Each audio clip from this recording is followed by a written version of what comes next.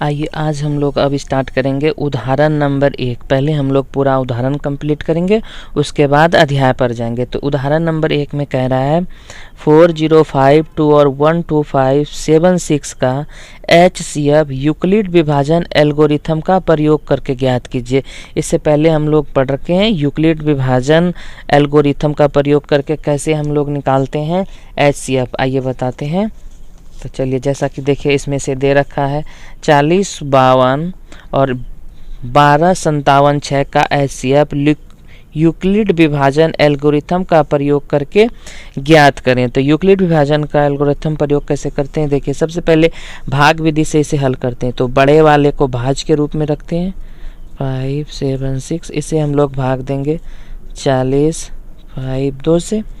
तो देखिए भाग कैसे लगाते हैं, यहाँ हमारा आगे है 12, यहाँ पर है 4, 4 से 4 दूना 8, 4 तिया 12, 4 चौक 16, 16 हमारा खाएगा नहीं खाएगा। तो 3 से 4 तिया 12, 12 ये 3 से खिलाते 3 दूना 6, 5 तिया 15 करीब 5 में 1, 3 से किया 0, यहाँ बच गया 1 और 4 तिया 12। अब ये हम लोगों का कट जाएगा, 6 में 6 गया 0, 7 में 5 गया 2, 5 में 1 गया 4 और इधर वाला हमारा कट गया। अब 420 से इसे भाग देंगे 40 52 को, 40 52। अब देखिए यहाँ हम लोगों का 4 है, यहाँ 40 है, तो 9 चौक 36 यानी 9 से खाएगा, क्योंकि 10 से तो खिला नहीं सकते तो 9 से खिलाएंगे।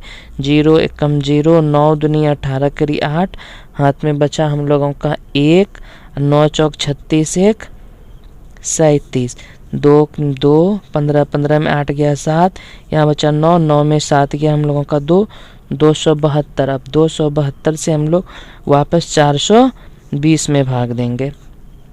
420 यहाँ 27 है, यहाँ हम लोगों का 42 है, तो 42 420 है, ये हम लोगों का 420 420 है। तो 420 27 दूनी 54 यानी 2 बार में नहीं खाएगा, 1 बार में खिलाते हैं 272।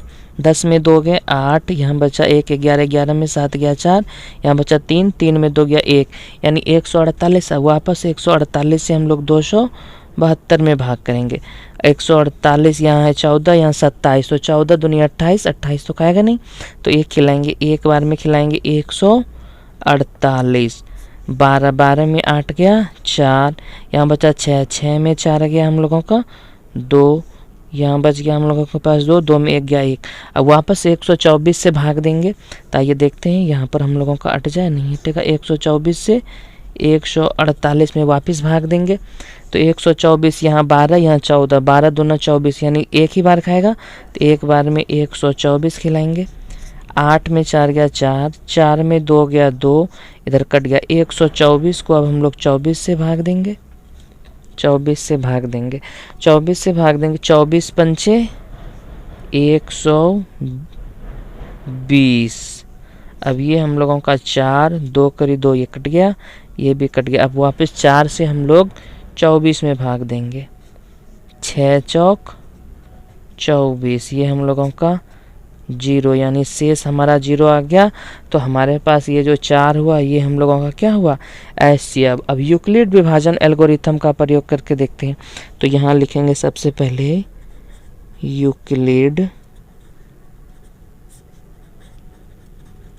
यूक्लिड विभाजन एल्गोरिथम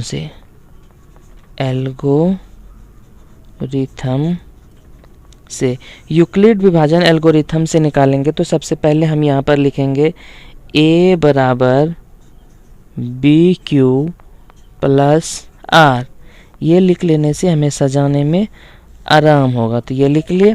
अब सबसे पहले A के जगह पर हमारे पास क्या था 12 576, तो लिखेंगे 12 576 बराबर B के जगह पर किससे भाग दिए थे 40 52, कितने बार में भाग लगा था 3 बार, तो गुने में 3 प्लस R के जगह पर शेष कितना बचा था 420। अब वापिस हम लोगों का यहाँ पर A के जगह पर ये आ जाएगा, तो यहाँ पर लिखेंगे 40 552, ये 40 52 बराबर अब कितने किससे भाग दिए थे 420 से, 420 गुने में कितने बार में भाग लगा था 9 बार में, शेष हमारा बचा था 272। तो यहाँ पर लिखेंगे 272। अब वापस हम लोग 420 को भाग दिए थे, 420 को, तो 420 को भाग दिए थे कितने से, 420 बराबर 272 गुने कितने बार दिए थे, एक बार में। यहाँ लिखेंगे 1 प्लस शेष कितना बचा था हम लोगों का 148। अब वापस हम लोगों का एक के जगह पर क्या आ जाएगा 272 बराबर इसे भाग दिए थे कितना से 148 गुना कितने बार में, एक बार में। शेष हम लोगों का बच गया 124। अब वापस हम लोग 124 से 148 को भाग दिए थे, तो 148 हम लोगों का यहाँ लिखाएगा 148 124 से भाग दिए कितने बार में, 124 से एक बार में। शेष बचा हम लोगों का 24। अब वापस हम लोग 124 को भाग दिए कितने से, 24 से, कितने बार दिए थे 5। शेष बचा हम लोगों का 4। इसके बाद वापस हम लोग भाग देंगे 24 को किससे, 4 से, कितने बार में दिए 6 बार में। शेष हम लोगों का बचा 0। जब शेष हम लोगों का 0 बच जाए तो जो b के स्थान पर होगा यही हम लोगों का HCF होगा। तो लिखेंगे इसलिए HCF बराबर 4 और ये हम लोगों का आंसर आ गया। आइए अब हम लोग उदाहरण 2 देखते हैं। उदाहरण 2 में कह रहा है दर्शाइए कि प्रत्येक धनात्मक समपूर्णांक 2q के रूप का होता है तथा प्रत्येक धनात्मक विषम पूर्णांक 2q + 1 के रूप का होता है जहाँ q कोई पूर्णांक है। तो आइए कैसे दर्शाएंगे हम लोग अभी देखते हैं। इससे पहले हम लोग इसके बारे में चर्चा कर चुके हैं कि सम धनात्मक पूर्णांक 2m q कैसे रूप में होता है और विषम धनात्मक किस रूप का होता है। तो आइए सबसे पहले अब हम लोग इसे हल करते हैं। तो दर्शाइए कि प्रत्येक धनात्मक सम पूर्णांक 2q रूप का होता है तथा प्रत्येक धनात्मक विषम पूर्णांक 2q + 1 के रूप का होता है, यही दर्शाना है। तो सबसे पहले हम लोग लिखेंगे मानते हैं, यहाँ हल करेंगे, हल माना a कोई धनात्मक पूर्णांक है, a कोई धनात्मक पूर्णांक है, a कोई धनात्मक पूर्णांक है तथा अब देखिए b बराबर हम लोग का क्या दिया हुआ है, b इसे ही कहते थे हम लोग BQ। यहाँ पर r 0 दिया हुआ है, यहाँ पर r नहीं है, इसका मतलब 0 होगा और 0 को किसी के साथ जोड़ते हैं तो ना कुछ फर्क नहीं पड़ता है, इसलिए यहाँ पर r बराबर क्या होगा तो 0। यहाँ पर हम लोग a बराबर क्या लिखते थे BQ, तो b के जगह पर क्या है 2 तथा, तो b बराबर हम लोगों का क्या हो गया, b बराबर 2 है। तो अब यूक्लिड विभाजन परिमिका का प्रयोग करेंगे। तो लिखेंगे यूक्लिड विभाजन परिमेयिका से क्या लिखेंगे, a बराबर 2q + r जहाँ r बराबर क्या होगा, r 0 से, r जो है हम लोगों का 0 से तो बड़ा होगा या 0 के बराबर होगा और हमेशा 2 से क्या होगा, छोटा होगा। तो इसलिए तो a का संभावित मान, a का संभावित मान, a का संभावित मान। अब देखिए क्या क्या होगा, a एक बार या तो r, जैसे r हम लोगों का यहाँ पर क्या क्या होगा, r हम लोगों का यहाँ पर होगा, r बराबर क्या होगा, r या तो 0 होगा या फिर 1 होगा, 2 होगा नहीं, क्योंकि अगर 2 हो जाएगा तब तो 2 से एक बार खा जाएगा। तो r हम लोगों का 0 और क्या होगा 1 होगा। तो a का संभावित मान क्या होगा, हम लोगों का एक बार होगा 2q + r, एक बार क्या होगा 0 होगा, दूसरे बार में क्या होगा 2q + यहाँ 1 होगा। तो अब हम लोग क्या देखेंगे 2q + a, यानी a बराबर 2q + 0 a बराबर 2q प्लस 1 होगा। अब देखिए इसलिए 2q प्लस 0 को हम लोग क्या लिख सकते हैं, 2q। और 2q इससे पहले हम लोग इसके बारे में चर्चा कर चुके हैं। 2q हम लोगों का किस प्रकार का संख्या है, एक सम धनात्मक पूर्णांक है, तो इसलिए 2q हमारा क्या हो गया, एक धनात्मक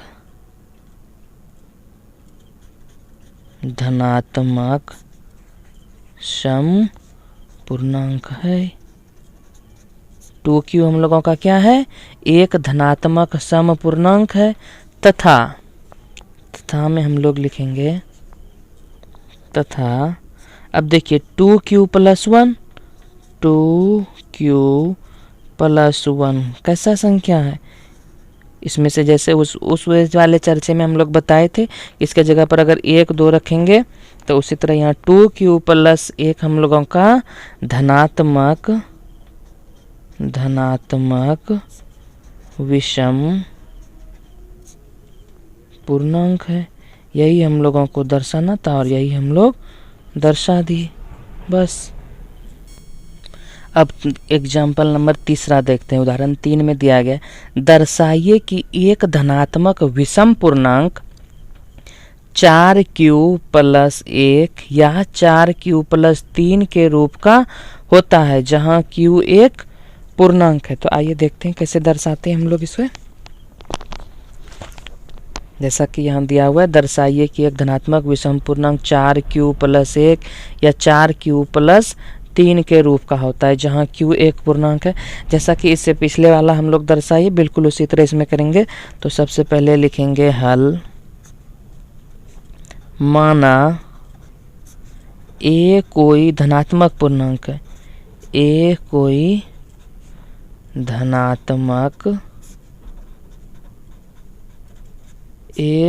धनात्मक पूर्णांक है तथा अब यहाँ b बराबर देखिए क्या दिया, पिछले वाले सवाल में यहाँ b के जगह पर 2 था, तो इसमें b के जगह पर क्या है 4 तथा b बराबर 4 है। अब यूक्लिड विभाजन परिमेय लगाते हैं। यूक्लिड विभाजन प्रमेयिका से a बराबर हम लोगों का क्या हो जाएगा 4q प्लस r। तो r का संभावित मान हम लोगों का क्या होगा, यहाँ लिखेंगे जहाँ r जो है 0 से तो हमेशा बड़ा होगा या बराबर होगा, पर ये छोटा होगा हमेशा किससे 4 से। इसलिए r का संभावित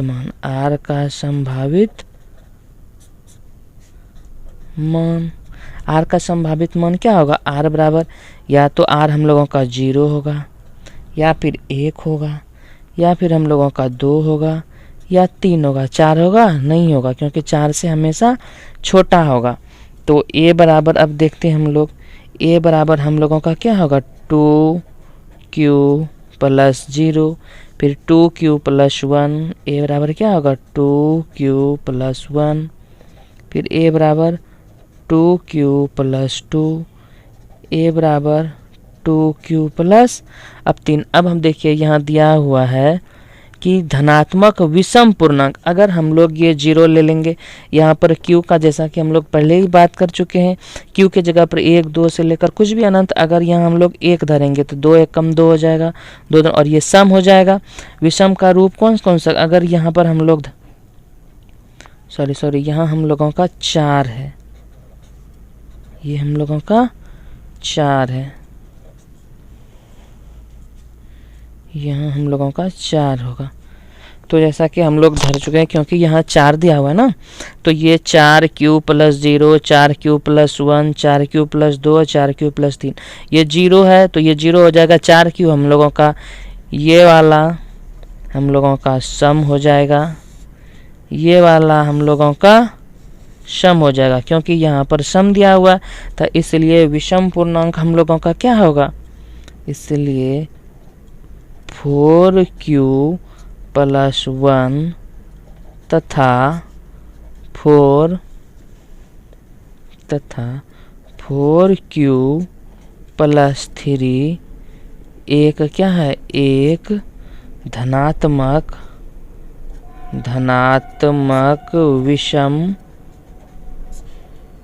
विषम पूर्णांक के रूप का है,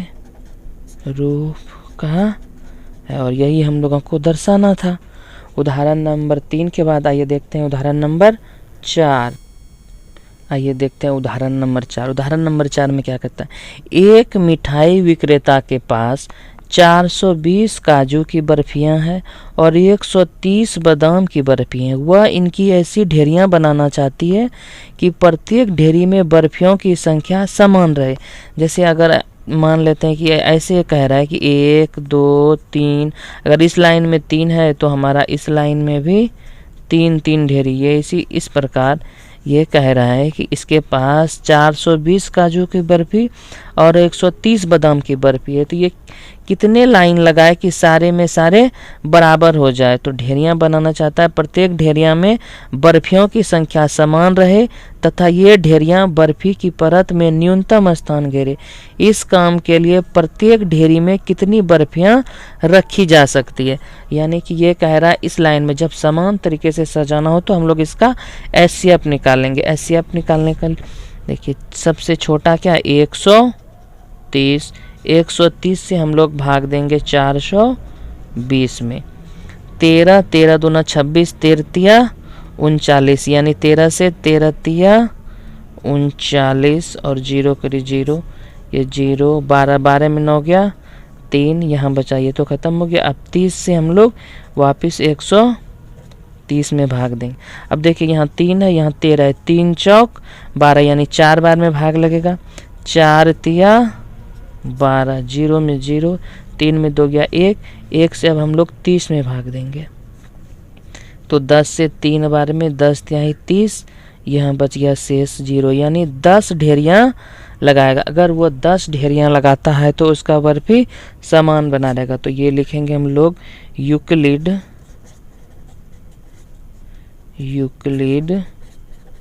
विभाजन एल्गोरिथम से, यूक्लिड विभाजन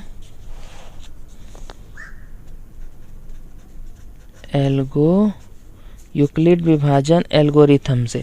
यूक्लिड विभाजन एल्गोरिथम यानी a बराबर हम लोगों को क्या होता है, बी क्यू प्लस में r। a के जगह पर कितना दिया है 420, b के जगह पर 130 गुना q के जगह पर क्या है 3, शेष हमारा कितना बचा था 30। अब वापिस हम लोग a के जगह पर 130 लिखा है, 130 को हम लोगों ने भाग दिया किससे 30 से, कितने बार में 4 बार में, शेष बचा 10। अब 10, अब हम लोग यहाँ वापस 30 को भाग दिए थे किससे 10 से 3 बार में, और शेष बचा था हम लोगों का 0। तो हम लोगों का जिस लाइन में शेष 0 हो जाता है तो जो b के स्थान पर होता है वो क्या होता है HCF, यानी HCF बराबर 10।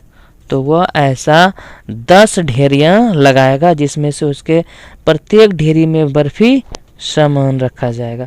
इसी के साथ उदाहरण हम लोगों का समाप्त हुआ। अब हम लोग इसके बाद अध्याय देखेंगे।